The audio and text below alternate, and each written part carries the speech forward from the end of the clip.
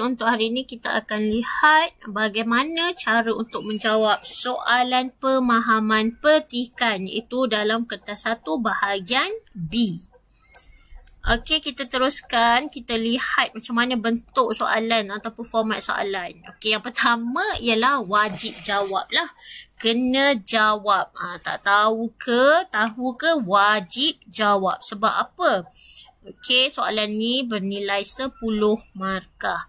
Jadi sebelum tu kita tengok dulu bentuk soalan ni macam mana. Okey, biasanya soalan pemahaman ni dia ada 2 atau 3 petikan.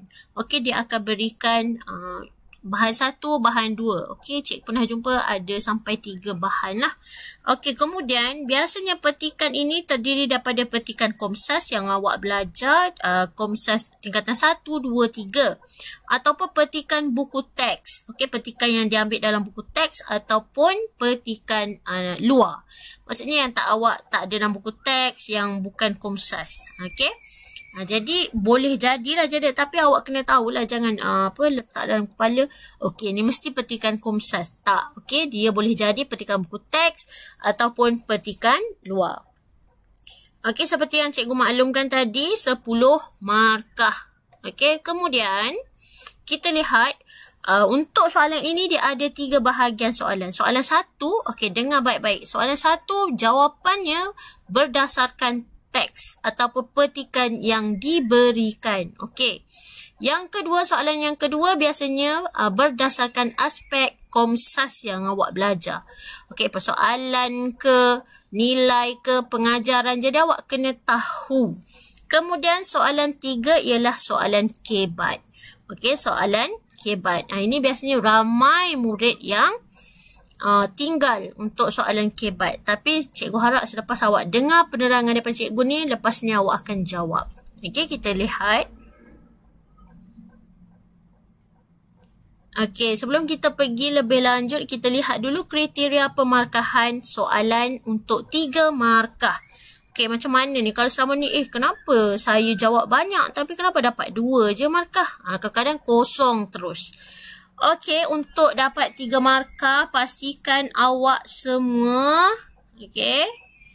isi cukup, lengkap dan ayat yang gramatis. Okey, isi cukup. 2 isi, 1 untuk markah bahasa. Kemudian 2 markah isi cukup tetapi ayat kurang gramatis. Okey, ayat dah isi dah ada 2 tapi ayat pula yang yang merosakkan markah awak. Jadi jagalah untuk bahasa yang gramatis ni, tak susah pun. Dia penanda wacana, ejaan betul. Okey, jangan terbalik ayat tu. Okey. Kemudian isi tidak cukup tetapi ayat gramatis. Okey, isi ada tak cukup tapi ayat gramatis. Masih lagi boleh dapat 2 markah. Kemudian 1 markah isi tidak cukup dan ayat kurang gramatis.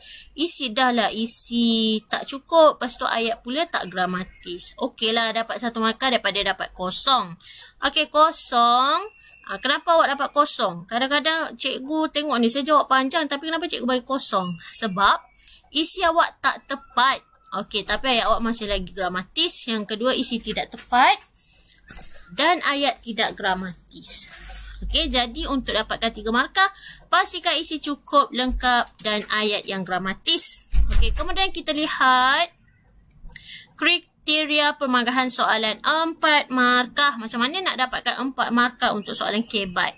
Okey, mesti isi cukup dan relevan mengikut tugasan serta ayat yang gramatis. Isi cukup dan relevan. Okey, ada isi, ada huraian. Okey, paling awak bagi 3 isi ya. Kemudian 3 markah isi cukup dan relevan mengikut tugasan tetapi ayat kurang gramatis.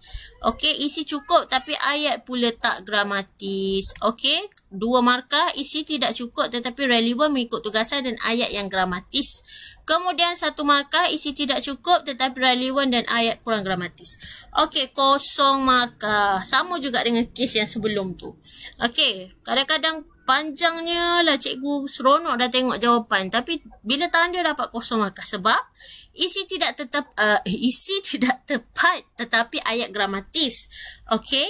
Isi tidak tepat dan ayat tidak gramatis. Okey, jaga-jagalah, kadang-kadang kita seronok menjawab macam soalan senang kan, tapi isi tidak tepat ataupun tidak relevan lah dengan soalan tu.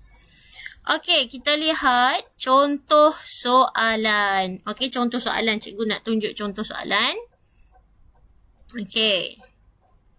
Ini contoh yang cikgu cakap tadi. Ada bahan 1, bahan 2, bahan 3. Dia bagi bahan macam ni lah. Boleh jadi dalam bentuk. Ni kalau kita tengok kat sini, contoh ni ialah sajak. Yang dipetik daripada sajak Ku Cari Damai di sini. Antologi Baik Budi Indah Bahasa tingkatan 2. Okey, ni contoh yang pertama. Yang kedua pula, contoh teks daripada novel Justru Impian Dijaring, Kementerian Pendidikan. Okey, ni. Jadi, tipsnya ialah awak kena baca lah. Dan baca, teliti, analisis ketiga-tiga bahan yang diberikan untuk menjawab soalan. Okey. Tengok kat sini saja. Okey, Ku Cari Damai. Kemudian bahan 2 mengisahkan apa ni. Tengok petikan. Dia ambil sikit je petikan tu. Tak ambil semua pun. Jadi awak kena baca. Kemudian bahan 3 ni macam apa ni? Poster kan. Poster kempen kibarkan jalur gemilang. Okey. Di rumah dan permis perniagaan. Okey, kita lihat contoh soalan. Okey, berdasarkan bahan 2 dan 3 di atas, nyatakan kaedah yang dapat dilakukan untuk menunjukkan rasa cinta akan negara. Okey, soalan dia kata bahan daripada bahan 2 dan 3. Awak janganlah pergi ambil bahan daripada bahan 1.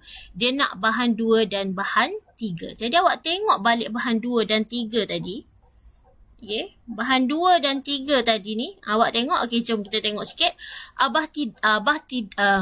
Abah tak kisah kalau kau sudah nekat mahu jadi atlet. Barangkali itu juga suatu sumbangan kepada bangsa dan negara. Ujar Abah sebelum menyambung. Tapi kau peliharalah syariat dalam bersukan. Syukur kini wasiat Abah masih saya pelihara. Janji itu masih saya genggam erat. Sehingga sekarang hanya saya satu-satunya pemain lelaki Muslim yang menutup aurat di gelanggang pada peringkat antarabangsa. Okey, ini sukan kan. Okey, berkaitan dengan sukan. Okey, yang kedua tadi kita tengok poster ni, kempen kibarkan jalur gemilang. Okey, jadi kita tengok soalan tadi. Berdasarkan bahan 2 dan 3. Berdasarkan bahan 2 dan 3. Okey, berdasarkan bahan 2 dan bahan 3. Nyatakan kaedah. Okey, kaedah. Kaedah ni, okey, kalau sebelum ni, kalau cikgu dah bagi tahu, okey, kaedah ni sama juga dengan usaha, cara, okey, usaha, cara, tindakan, okey, yang dapat dilakukan untuk menunjukkan rasa cinta akan negara. Macam mana? Berdasarkan bahan 2 dan bahan 3 tadi. Okey, ni contoh jawapan. Okey,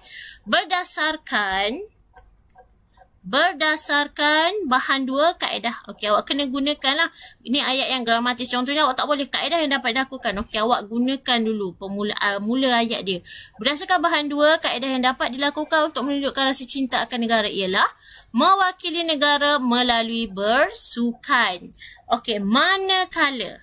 Okey. Dia nak bahan 2 dan bahan 3. Jadi awak kena gunakan, tunjukkan perbezaan atau perbandingan. Manakala berdasarkan bahan 3, kaedah yang dapat dilakukan ialah mengibarkan jalur gemilang. Mengibarkan jalur gemilang. Untuk awak tambahlah kalau lagi untuk menyemarakkan rasa cinta akan negara. Okey, ni soalan pertama. Dia ada dalam teks tadi, dalam bahan yang diberikan. Okey, kita tengok pula soalan nombor 2. Okey, soalan nombor 2 ni, tengok. Berikan 2 pengajaran yang terdapat dalam bahan 1. Okey, jadi awak kena fokus kepada bahan 1 sahaja. Tak boleh lah awak campur dengan bahan 2 dan 3. Berikan 2 pengajaran. Tadi cikgu dah cakap kan. Soalan 2 ni ialah aspek komsas. Okey, aspek komsas. Okey, komsas. Pengajaran ni aspek komsas lah. Okey, pengajaran. Jadi untuk jawab pengajaran, ingat lagi tak apa dia kata kuncinya? Kata kuncinya ialah kita hendaklah, kita haruslah, kita wajarlah dan sebagainya lah. Okey, contoh jawapan yang cikgu bagi, 2 pengajaran. Ambil ni. 2 pengajaran yang terdapat dalam bahan 1. Ini yang menunjukkan ayat awak gramatis ni. Awak tak terus terjah je, awak bagi salam dulu. 2 pengajaran yang terdapat dalam bahan 1 ialah kita haruslah. Ini ialah kata kunci untuk pengajaran. pengajaran. Kita haruslah cinta dan bangga akan negara.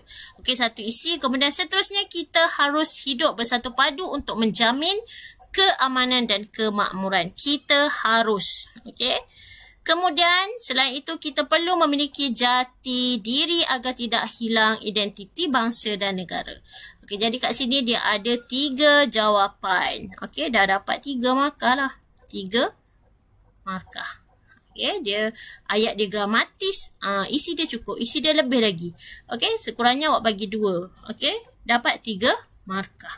Okay, seterusnya ingat ya, aspek. Soalan yang kedua ialah berkaitan dengan aspek Komsas. Okay, pengajaran awak ingat mesti ada kata kunci. Okay, seterusnya kita lihat soalan nombor 3. Okay, soalan nombor 3 ni, cikgu nak beri sikit teknik bagaimana untuk menjawab soalan kebat. Okey. Teknik menjawab soalan kebat. Okey, untuk dapat markah yang 4 markah tadi mesti ada isi dan juga huraian. Okey, ni teknik SBAM. Okey, cikgu gunakan teknik yang diberikan oleh cikgu J. Okey. Kredit untuk dia lah. Dia yang memperkenalkan teknik ni. Okey, SBAM ni apa? Okey, S ialah siapa, BA tu buat apa, M mengapa. Okey, siapa, buat apa, mengapa. Itu nak dapat soalan untuk dapat markah yang tinggi ataupun 4 markah. Siapa yang buat? Okey, siapa yang buat? Contoh dia kata, pada pendapat anda, apakah, bagaimanakah cara untuk mengukuhkan perpaduan? Siapa? Jadi siapa? Kerajaan. Kerajaan kena buat apa? Okey, kerajaan mengadakan kempen. Mengapa? Agar. Ini untuk mengapa ni, untuk mengapa kita boleh gunakan ni kata kunci yang awak boleh guna. Agar, untuk, supaya, demi, kerana, seperti contoh. Okey, mari kita tengok contoh. Okey, jom kita lihat soalan 3 tadi. Okey, kemerdekaan. Okey, kemerdekaan dan keharmonian pada hari ini memberi pengajaran bahawa penduduk negara ini hendaklah bersatu padu demi meneruskan keamanan negara. Pada pendapat anda, bagaimanakah perpaduan dapat dikekalkan di Malaysia? Okey, 4 markah. Macam mana awak dah dapat 4 markah? Okey, ini contoh. Tadi cikgu dah terangkan formula ataupun tips ataupun apa yang panggil tu, teknik untuk awak dapatkan markah. Okey, jadi mari kita lihat. Okey, awak kena ingat untuk jawab soalan ni mesti dia pada pendapat anda. Jadi awak kena gunakan pada pendapat saya. Mesti mulakan ayat dengan pada pendapat saya. Langkah yang perlu dilakukan untuk mengekalkan perpaduan ialah tadi teknik yang cikgu bagi tahu tadi SBAM kan. Okey, jadi siapa, buat apa, mengapa. Ini siapa? Rakyat Malaysia. Rakyat Malaysia ialah siapa? Okey, buat apa? Harus mengelakkan tindakan yang dapat mencetuskan provokasi kaum. Okey, buat apa? Kenapa? Mengapa? Untuk menghindari tercetusnya perbalahan. Jadi dah dapat markah. Okey, ada SBAM. Siapa, buat apa, mengapa. Okey, kemudian awak tengok isi yang kedua. Seterusnya ibu bapa. Tengok nampak. Ibu bapa. Seterusnya ibu bapa. Siapa? Okey, perlu. Buat apa? Perlu menerapkan nilai perpaduan dalam diri anak-anak sejak kecil. Agar. Mengapa kena terapkan nilai perpaduan? Agar anak-anak terdedah dan menghayati keistimewaan rakyat Malaysia. Okey, itu jawapan yang kedua. Kemudian, seterusnya EJK rukun tetangga. Memperbanyak aktiviti gotong royong. Okey, ni siapa EJK rukun tetangga? Okey, memperbanyakkan aktiviti gotong royong. Buat apa? Aktiviti gotong royong di taman-taman perubahan agar. Mengapa? Agar dapat bertegur sapa untuk mewujudkan semangat positif antara ahli masyarakat. Jadi kat sini awak senang-senang sahaja dapat berapa? Dapat 4 markah. Okey? Dapat 4 markah. Okey?